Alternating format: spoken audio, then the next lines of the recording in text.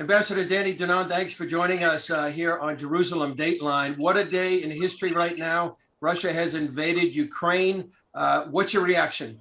Well, it is very unfortunate, when you look back at the date when the UN was actually established to prevent the very scene that we saw in the last few hours.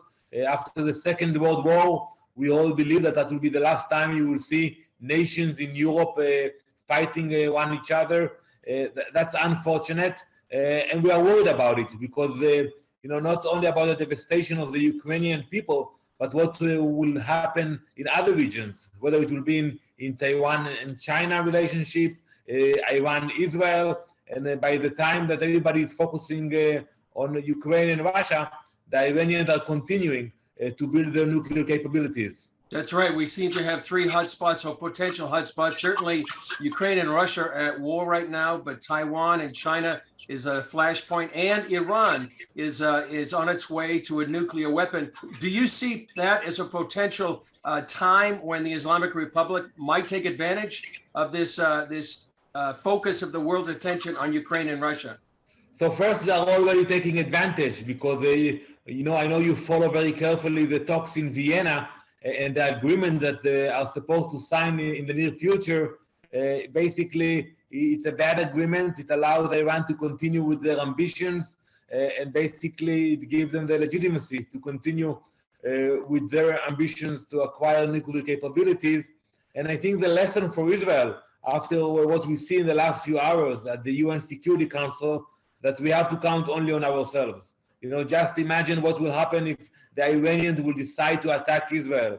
That's why we have to invest in our military, in our technology, and to make it clear that we have the capability, the determination to protect ourselves from the aggression coming from Tehran. You were there for years in the UN, spoke at the UN Security Council as representative for Israel. How would you describe what's going on there diplomatically right now at the United Nations? So it's very interesting because the Security Council met already, and I'm sure they will have more deliberation in the next few days, but they will not be able to take any decisions because Russia and China, both of them hold the veto power, and they will not allow any condemnation or any resolution to pass in the Security Council.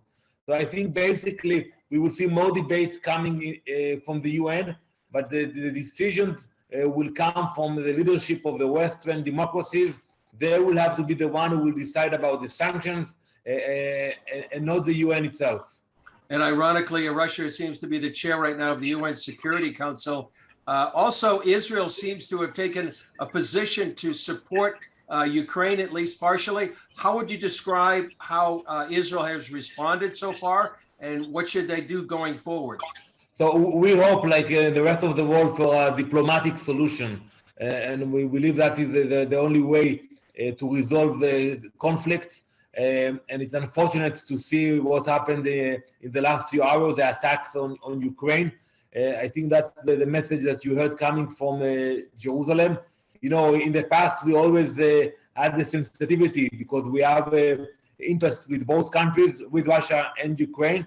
But, when you see act of aggression, you have to take the right side.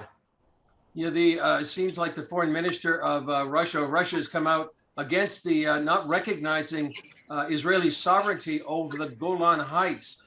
How would you explain or address that kind of reaction by the Russians?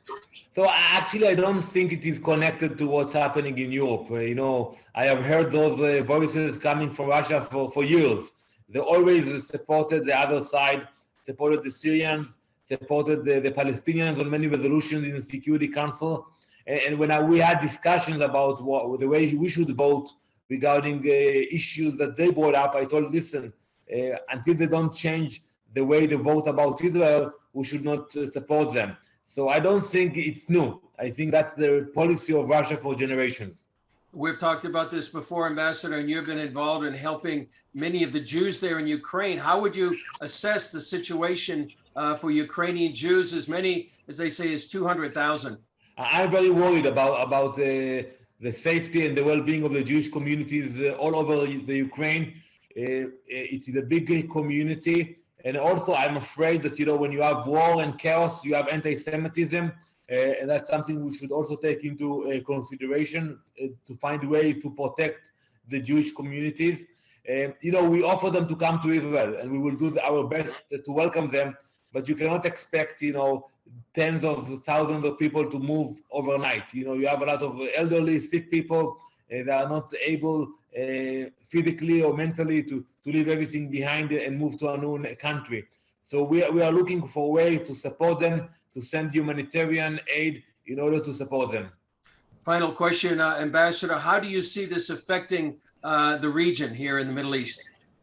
Well, I think, it actually gives a lot of strength and force to the evil forces in the region.